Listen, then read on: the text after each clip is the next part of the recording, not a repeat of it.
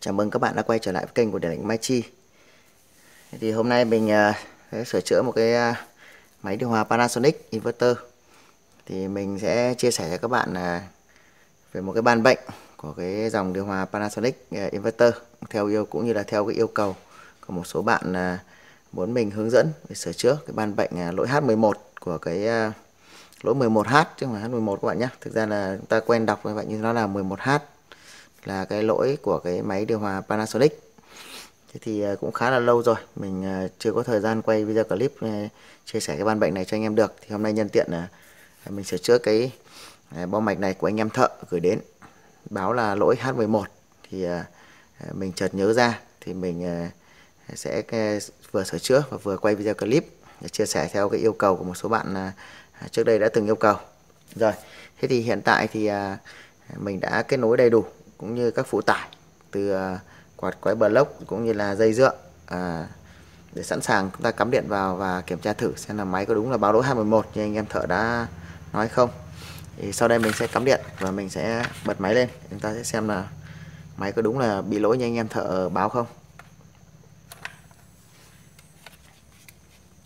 Rồi, mình sẽ để nhiệt độ thấp nhất.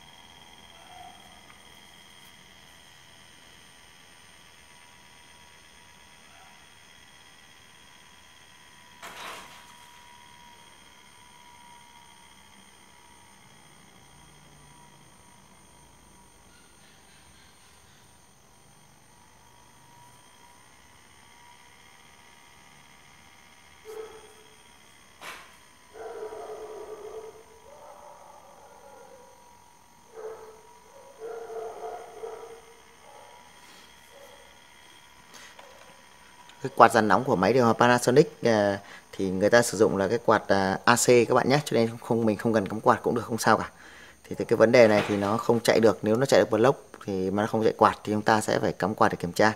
Tuy nhiên là để sửa chữa cái vấn đề ban bệnh liên quan đến máy còn chưa cho block chạy thì người ta sử dụng quạt AC, thì mình không cần phải cắm quạt các bạn nhé. Rồi, máy đã báo lỗi rồi, thế thì sau đây mình sẽ tiến hành check lỗi luôn xem là máy nó ghi lỗi gì.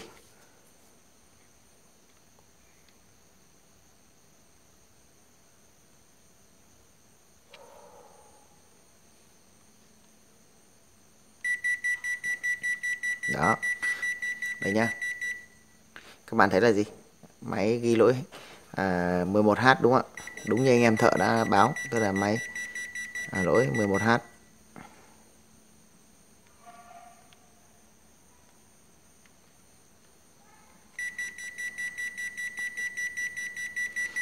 Rồi, máy kêu ở lỗi 11H.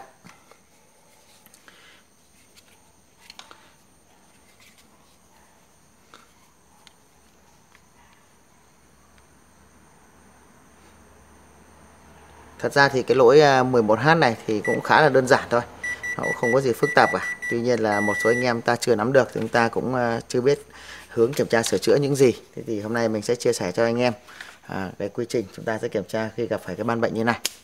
Đầu tiên thì mình sẽ chia sẻ với anh em là cái lỗi H11 11H này thì nó là cái lỗi liên quan tới cái vấn đề gì của cái máy. Đó là cái lỗi 11H là cái lỗi là lỗi người ta gọi là lỗi giao tiếp. Thì cái lỗi giao tiếp ấy thì nó là cái lỗi mà phổ biến ở trên tất cả các dòng máy giặt cũng như là điều hòa. Thế thì cái nguyên lý thì nó giống nhau, tuy nhiên là ở mỗi một cái máy thì do thiết kế khác nhau và cái cách kiểm tra nó khác nhau. Còn tuy nhiên là cái nguyên lý và trình tự kiểm tra thì nó giống nhau. Thì mình sẽ chia sẻ cho anh em một cái máy cụ thể, đó là cái máy Panasonic này. Còn khi anh em gặp phải cái lỗi giao tiếp này nằm trên các cái máy khác thì quy trình kiểm tra sửa chữa thì nó cũng giống hệt nhau thôi, không khác gì cả, chỉ là khác nhau về vị trí bố trí linh kiện cũng như là thiết kế khác nhau, còn quy trình kiểm tra thì nó vẫn là giống nhau. Đó, việc đầu tiên là chúng ta cần phải biết là lỗi H11 là 11H là cái lỗi liên quan tới vấn đề tín hiệu giao tiếp. Thế thì những nguyên nhân nào sẽ dẫn đến là bị cái lỗi này, thế thì mình sẽ chia sẻ cho anh em. Thì để mà xảy ra cái lỗi giao tiếp này thì về cơ bản là nói tận cùng để anh em hiểu được đó là gì. Đó là cái vi xử lý của cái khối trong và vi xử lý của khối ngoài chưa nói chuyện được với nhau. Đấy. Tất cả các nguyên nhân đều dẫn đến cái vấn đề đó là gì? Đó là cái vi xử lý của cái bo mặt lạnh và vi xử lý của cái bo khối cục nóng này chưa nói chuyện được với nhau, tức là chưa làm việc được với nhau. Đó là cái nguyên nhân gốc rễ cuối cùng là như vậy, đó là hai vi xử lý chưa làm việc được với nhau thì nó sẽ ghi lỗi là lỗi giao tiếp. Thế thì như các bạn đã biết đấy, thì cái vi xử lý của cái gì, của cái bo mặt lạnh thì nó đang làm việc rồi, đúng không ạ? Nó phải làm việc rồi thì nó mới gì, chúng ta mới điều khiển được, đúng không ạ? Khối nguồn của nó tốt, đúng không ạ? Khối nguồn tốt và vi xử lý ở khối mặt lạnh là tốt thì chúng ta mới có thể bật máy lên được, điều khiển được.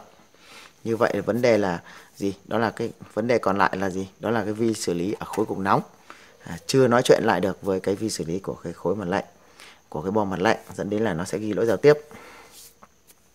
Thế thì chốt lại vấn đề là chúng ta sẽ xoay quanh cái việc điều tra cái nguyên nhân là vì sao mà cái vi xử lý nằm ở bo cục nóng này chưa làm việc và giao tiếp nói chuyện được với cái vi xử lý của cái bo giàn lạnh. Thì mình sẽ liệt kê ra các nguyên nhân sau. Nguyên nhân đầu tiên mà chúng ta phải kể đến đó là gì? Cái bo mặt lạnh này nó đã cấp điện cho cái bo cục nóng hay chưa? Tại vì như các bạn đã biết ấy, thì đối với máy Panasonic ấy, thì để cấp điện cho cái bo cục nóng này thì cái bo mặt lạnh này nó sẽ dùng một con dưa le. Con dưa le nằm ở đây. Đây, con dưa le nằm ở đây. Để cấp điện như một cái máy mono của nó. Đó, cho khoảng một thời gian nhất định thì nó sẽ cấp điện cho cái bo. Sau khi chúng ta bật máy sau một khoảng thời gian nhất định thì nó sẽ đóng cái dưa le này để cấp điện 220 cho cái bo cục nóng này có nguồn. Đó, thì việc đầu tiên chúng ta phải tìm hiểu đến nguyên nhân là nó đã cấp điện hay chưa. Cái thứ hai là cái dây kết nối ra cái từ bo mặt lạnh cho đến khối dàn lạnh cho đến khối dàn nóng đã tốt hay chưa.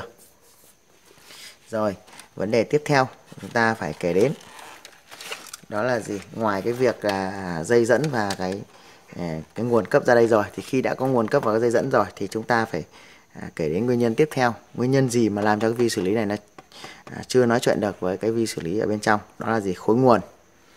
Đó là cái khối nguồn của cái bo này. Khối nguồn thì bao gồm cái việc IC nguồn, rồi là làm sao để sinh ra nguồn nuôi. Ví dụ như trường hợp mà chúng ta chúng ta có nguồn cấp ra đây rồi, có nguồn cấp 220 rồi, nhưng do là gì? Do cái khối nguồn này bị hư hỏng. Khối nguồn này hư hỏng thì dẫn đến là chúng ta sẽ không có nguồn để nuôi cho con vi xử lý đây hoạt động, thì dẫn đến là gì? Dẫn đến là không có tín hiệu giao tiếp, đúng không ạ? Vấn đề thứ hai, vấn đề tiếp theo đó là gì? Khi chúng ta có nguồn đầy đủ rồi, có nguồn cấp 220 rồi, có nguồn nuôi 5V, 15V gì đấy rồi, ok để cấp cho vi xử lý rồi mà nó vẫn không có tín hiệu thì chúng ta phải kể đến đó là gì? Đó là cái khối giao tiếp. Ở đây bao gồm có cặp IC quang này, khối nguồn nuôi cho cái gì? Khối giao tiếp này. Đó. Rồi thì là gì? Cái nguyên nhân mà hiếm nhất, sâu xa nhất đó là cái vi xử lý này bản thân nó không làm việc. Tức là khi đã có đủ tất cả các nguồn cấp rồi mà nó không chạy thì chúng ta lại phải xoay vào vấn đề gì? Các điều kiện làm việc của vi xử lý. Đó, thì các điều kiện làm việc của vi xử lý là gì thì chúng ta lại nghiên cứu ở video clip khác. Đó.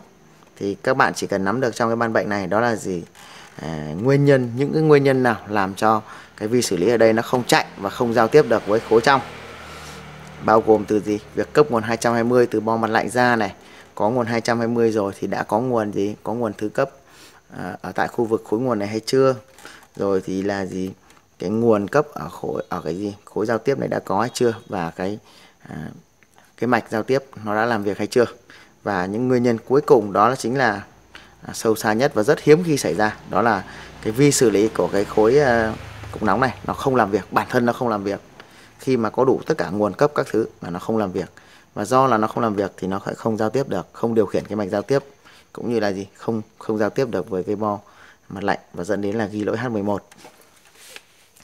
Rồi, thì đó là những cái nguyên nhân mình vạch ra để cho anh em nắm được là chúng ta sẽ cần phải kiểm tra những gì. Tuy nhiên nguyên nhân thì rất nhiều, nhưng chúng ta sẽ dựa vào đâu để chúng ta có thể khám chữa nhanh? Bằng cách là chúng ta sẽ đo. khi đo được chúng ta sẽ loại trừ được rất nhiều các vấn đề, và chúng ta khoanh vùng nó bé lại, nó nhỏ lại thì chúng ta sẽ sửa chữa nhanh hơn và chính xác hơn. Đầu tiên thì mình sẽ cho các bạn xem là cái bo này là cái bo mà chưa được sửa chữa gì. Thì các bạn nhìn thấy là lớp keo này, những con ốc ở góc này là chưa được mở nhá. Đây, mình quay gần cho các bạn xem. Đây là một cái bo nguyên bản, là những con ốc ở góc này là chưa được gì, chưa được tháo ra, cho nên là cái lớp keo nó vẫn còn nguyên các bạn nhé. Cũng như là các khối nguồn và mọi thứ là chưa sửa chữa gì. Đó, bạn thấy là bo rất là sạch đúng không ạ? Ốc nhái là chưa hề tháo gỡ. Thì vừa rồi thì mình đã chia sẻ cho anh em tất cả những nguyên nhân mà có thể xảy ra khi xảy ra cái ban bệnh như thế này. Thì sau đây mình sẽ tiến hành kiểm tra và chia sẻ cho anh em luôn là trình tự chúng ta sẽ kiểm tra nhanh như thế nào để chúng ta có thể xác định là nó hư hỏng ở đâu và khoanh vùng bé nhất có thể để chúng ta có thể sửa chữa và khám chữa nhanh nhất.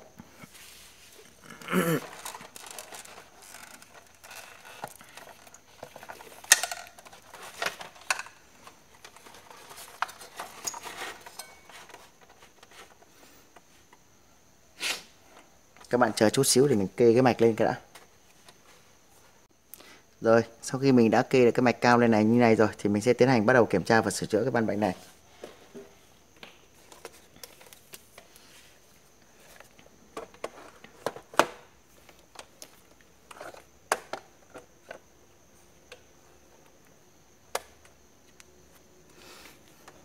Khó để gươm nhỉ. Đây, mình sẽ để xuống đây cho anh em dễ nhìn. Khá là nhiều đồ cho nên nó hơi chật một tí.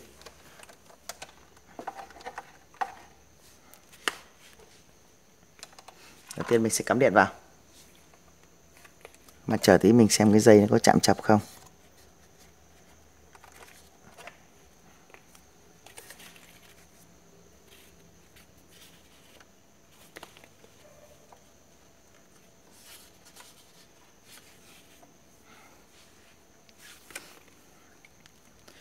Rồi, không chạm chập vấn đề gì, chúng ta sẽ tiến hành cắm điện. Rồi chúng ta sẽ bật máy lên và chúng ta sẽ đo cho mình. Việc đầu tiên để kiểm tra vấn đề về nguồn cấp cũng như là dây dẫn cho kết nối cho bo cục nóng thì chúng ta sẽ đo ngón đầu chân 12 như thế này. Xem đã có điện 220 chưa. Bây giờ thì mình bắt đầu tiến hành bật máy này. Đó, các bạn thấy bật máy cái thì lập tức thì có điện 220 cấp luôn ở cái chân 12. Như vậy là vấn đề về cấp nguồn của bo mặt lạnh ra bo cục nóng là ok và dây dẫn là ok đúng không ạ. Tiếp theo chúng ta sẽ hạ thang 50V DC và chúng ta đo luôn chân 23 như thế này. Đó, khi đo vào thì các bạn sẽ thấy là gì? Chúng ta vẫn đang có tín hiệu nháy giao tiếp như này đúng không ạ? Như các bạn để ý cho mình là gì? Khi mà có tín hiệu giao tiếp này chúng ta sẽ loại trừ được những vấn đề gì ạ? Và chúng ta quan sát cái tín hiệu giao tiếp nó khoảng bao nhiêu vôn. Thế mình cũng sẽ nói luôn là khi chúng ta đo vào chân 23 này, đối với ban bệnh này chúng ta đo chân 23 mà có tín hiệu giao tiếp như này thì chúng ta sẽ khẳng định được là gì? Bo mặt lạnh cấp nguồn ra khối bo cục nóng là tốt. Khối nguồn, bản thân khối nguồn bo cục nóng này đang hoạt động tốt. Và khoản thân cái gì? Nguồn cấp cho khối giao tiếp đang hoạt động tốt. Đó. Như vậy là vấn đề chúng ta sẽ khi đo mà chân 23 mà chúng ta thấy có cái tín hiệu giao tiếp như vậy là chúng ta đã loại trừ được rất nhiều vấn đề. Đúng không ạ? Loại trừ được vấn đề về nguồn cấp của các khối, nguồn cấp của bo cục nóng, khối nguồn nuôi của bo cục nóng là hoạt động ok đúng không ạ? Tuy nhiên là các bạn để ý cho mình là gì? Cái tín hiệu giao tiếp nó là bao nhiêu vôn. Như vậy là chúng ta có thể kết luận được nhanh là gì? Như vậy là nguyên nhân hư hỏng không thuộc về liên quan tới các khối nguồn cấp mà liên quan tới gì? Liên quan tới cái mạch giao tiếp này đang hoạt động là gì? Chưa đúng, cho nên là nó không nhận dạng ra được cái tín hiệu giao tiếp và nó báo lỗi. Rồi, sau đây đấy là mình có thể chia sẻ cho anh em những kinh nghiệm của chúng ta khoanh vùng rất là nhanh, chúng ta sẽ sửa chữa được. Thay vì chúng ta phải đi kiểm tra từng nguyên nhân, từng cái khối như mình chia sẻ ban đầu thì chúng ta bằng hai phương pháp chúng ta đo đếm 1-2 lần chúng ta có thể loại trừ được tất cả những vấn đề đó và chúng ta sẽ không cần phải kiểm tra những cái vấn đề đó nữa. Mà chúng ta sẽ xoay quanh vào vấn đề là gì? Cái khối giao tiếp này nó làm việc chưa đúng cho nên tín hiệu nó bị sai và nó không nhận dạng được. Và sau đây mình sẽ bật máy lại một lần nữa để cho anh em chúng ta sẽ xem là gì? Xem là cái tín hiệu giao tiếp nó là bao nhiêu vôn trước khi chúng ta sửa chữa. Để chúng ta rút ra những kinh nghiệm Và mình cũng sẽ nhanh tay đo tất cả các khối nguồn cho anh em xem, để khẳng định được rằng là gì, bằng cái cách đo đó chúng ta đã loại trừ được tất cả những vấn đề nguồn rất là tốt, thay vì chúng ta phải xoay vào những cái vấn đề mà nó không liên quan. Rồi mình sẽ cắm điện lại này. Đó, chúng ta sẽ đo và bạn sẽ để ý đồng hồ cho mình. Các bạn thấy là tín hiệu đang dao động ở khoảng là gì, 40 đến 45V đúng không ạ? Tín hiệu đang dao động ở khoảng 40-45V. Mình đang để đồng hồ thang đo 50V DC. Đó, 40-45V. Và mình sẽ nhanh tay đo cho các bạn xem. Thứ nhất là khối nguồn ra ở đây, mình đo một cái con nguồn bất kỳ.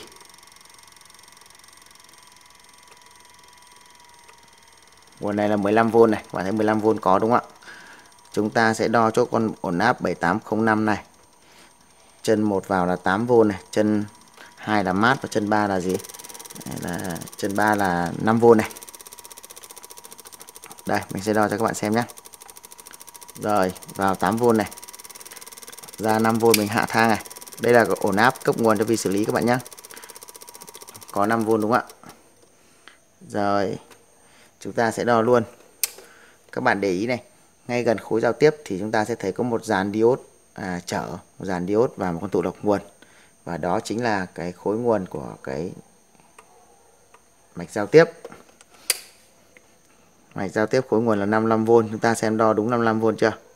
Rồi mình phải để thang 250V DC thì các bạn thấy kim lên trên 50 một vạch, tức là gì? 55V. Như vậy là nguồn cấp khối giao tiếp là ok đúng không ạ? Đó là mình đo thử để cho các bạn tham khảo thôi. Còn khi mà chúng ta sửa mà thành thạo rồi thì chúng ta chỉ cần dựa vào cái chân 23 chúng ta đo mà có tín hiệu giao tiếp mà 40-45V là chúng ta đã loại trừ được rất nhiều vấn đề, loại trừ từ nguồn cấp là ok. Đúng không ạ? Vi xử lý hoạt động tốt, bo mặt lạnh là gì? Điều khiển ok. Mà chúng ta chỉ kết luận là nguyên nhân là liên quan là hư hỏng gì? Hư hỏng liên quan tới cái mạch giao tiếp này thôi. Và chúng ta vừa đo là chúng ta thấy là gì? Nguồn giao tiếp cấp khối giao tiếp 55V là vẫn ok. Như vậy chỉ liên quan tới gì? Cặp IC quang giao tiếp mà thôi. Chúng ta sẽ tiến hành kiểm tra nó. Tuy nhiên là ngay từ ban đầu mình đã chia sẻ cho các bạn là nguyên nhân những nguyên nhân gì mà dẫn đến cái máy nó ghi lỗi cái lỗi này, thì đó là một cái quy trình và những nguyên nhân mà bắt buộc, những nguyên nhân cơ bản của tất cả các vấn đề liên quan tới giao tiếp của dòng máy này hay máy kia. Thì anh em chỉ cần nắm được là cái quy trình cũng như là cái nguyên nhân của cái ban bệnh này thì chúng ta sẽ sửa máy nào cũng giống như máy nào thôi. Chúng ta cứ điều tra theo các cái nguyên nhân như mình đã chia sẻ. Thì còn là cái việc máy này nó thiết kế khác, cái máy kia thiết kế khác thì chúng ta không quan trọng cái việc đó. Khi chúng ta nắm được nguyên lý và trình tự thì cái ban bệnh đó thì máy nào cũng ta sửa và kiểm tra giống nhau thôi. Tuy nhiên là cái kinh nghiệm của chúng ta là chúng ta chỉ kiểm tra một cái bước đó duy nhất, như mình chẳng hạn ở đây thì mình đã loại trừ được rất nhiều nguyên nhân rồi. Mình chỉ khoanh vùng cái nguyên nhân nó gì từ rộng trở về gì rất là nhỏ để chúng ta có thể kiểm tra và sửa chữa nhanh hơn và chính xác hơn.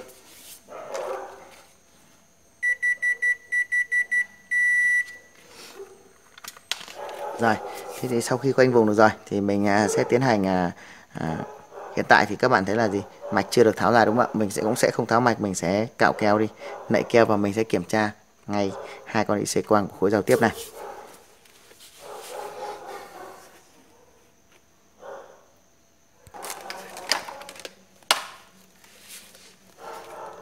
Rồi, mình sau khi đã hút chân IC ra rồi thì mình sẽ tiến hành đo. Khi các bạn hút chân ra thì chúng ta có thể đo kiểm tra bằng đồng hồ cơ là thang 10K. Chúng ta sẽ đo cho mình từng con một. Mình sẽ đo con ngoài trước đi. Kim lên này.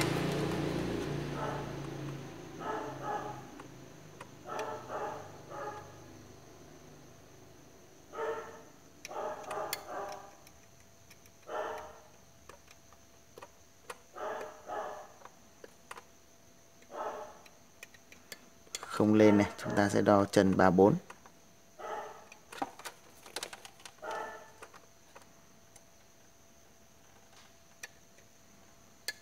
Không lên này, chúng ta đo luôn IC quang còn lại này.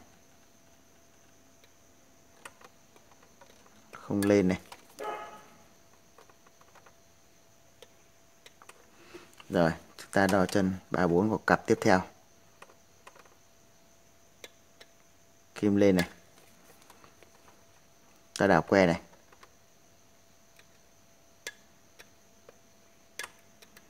Kim không lên. Rồi, hiện tại thì ở trong mạch thì mình đo thì mình chưa thấy có con nào hư hỏng cả. Tuy nhiên là chúng ta sẽ để cẩn thận hơn. Để khi chúng ta chưa thấy sự hư hỏng thì chúng ta sẽ nên, nếu chúng ta thấy hư hỏng thì chúng ta sẽ kết luận là nó hư hỏng luôn, thì chúng ta sẽ thay con khác là ok, đúng không ạ? Tuy nhiên khi mà chúng ta đo mà chúng ta thấy nó chưa có sự hư hỏng như vậy thì chúng ta sẽ nên nhấc nó ra bên ngoài. Chúng ta kiểm tra xem là nó có ok không.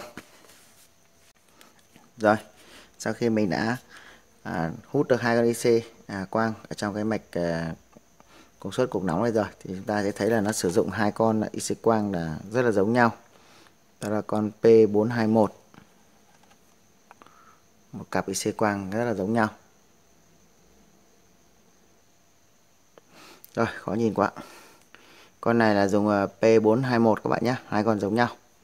Rồi chúng ta sẽ đo thử xem từng con một. Ta sẽ đo thang 10K ở bên ngoài. Chân 12 này, rồi. Một chiều lên, một chiều không lên này. Chân 34 này.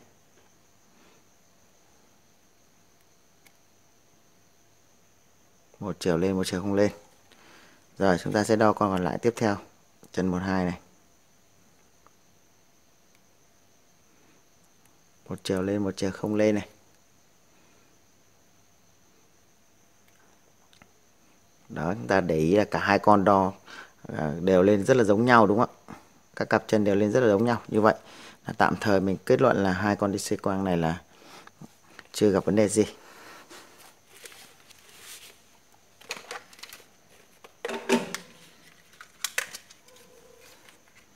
Còn ở trong bo mặt lạnh này thì chúng ta sẽ hút thiếc và đo trực tiếp luôn.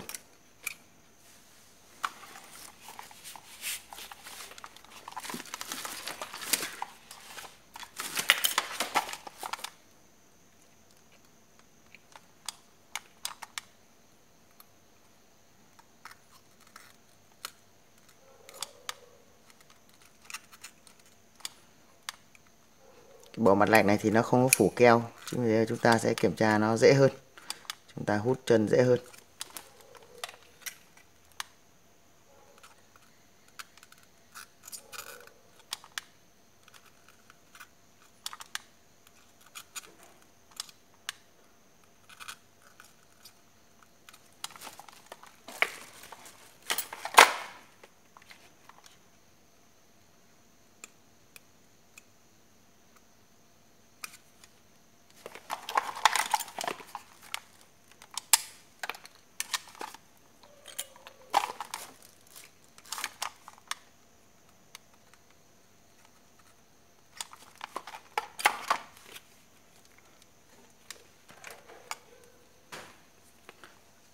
Rồi chúng ta sẽ đo nhanh luôn ở trong cái mạch điện.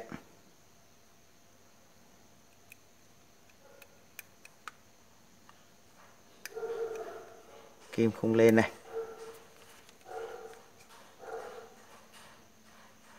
Kim lên này. Chúng ta cứ đo cẩn thận từng con một các bạn nhé. Đo vào đều chiều quay đo từng cặp chân một của nó. Không lên này, ta đảo que này.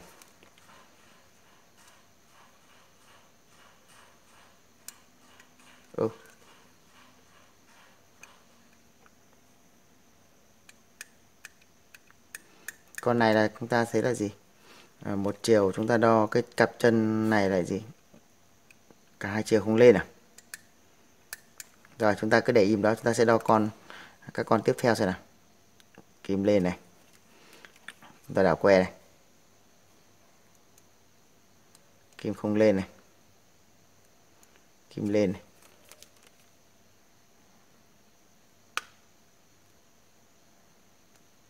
Kim không lên. Như vậy là có một con IC quang nằm ở trong cái cặp này là đang gặp vấn đề. Con PC301 các bạn nhé. Con vị trí PC301 con này. Rồi mình sẽ nhấc nguyên một mình nó ra thôi. Đây mình sửa chữa trực tiếp cho các bạn xem. Là mình vừa khám vừa kiểm tra trực tiếp luôn. Tới đây chúng ta sẽ kiểm tra con này.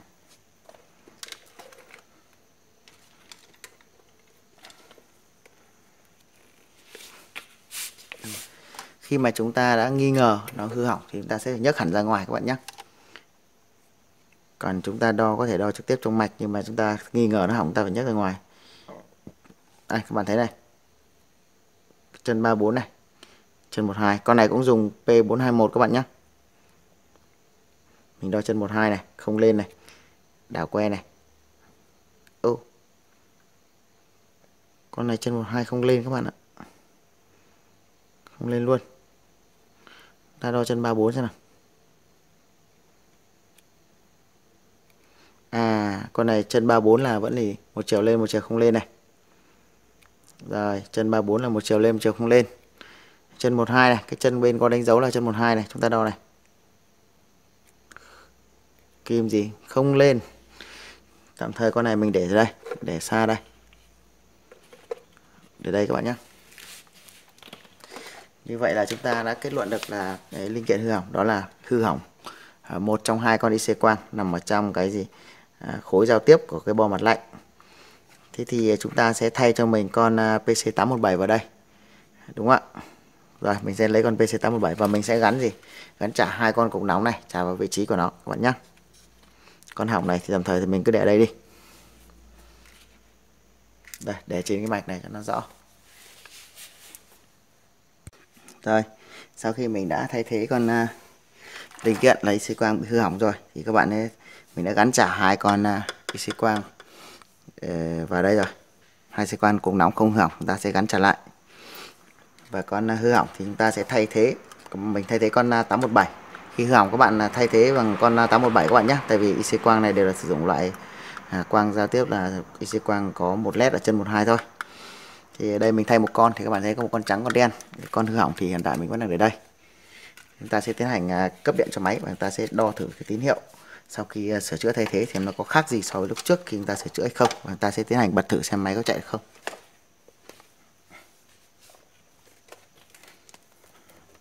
Rồi.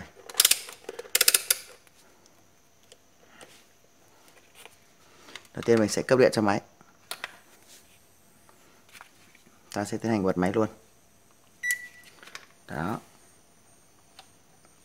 Thế thì chúng ta sẽ đo cho mình luôn chân 12. Ui, chưa đo nó chạy rồi các bạn này.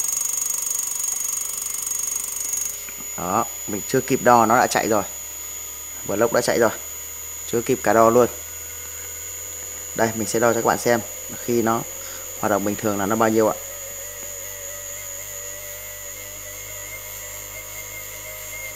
Khoảng 24 đến 30.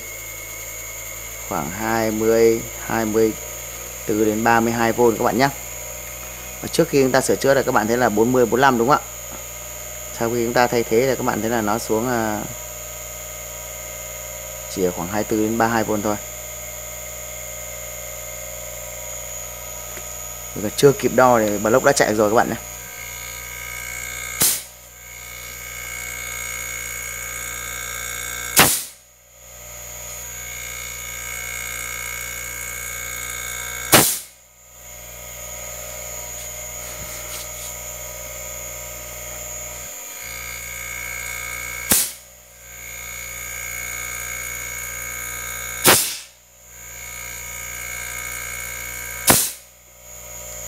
Rồi, như vậy là máy đã chạy ok được luôn, không cần phải sửa chữa thêm gì nữa.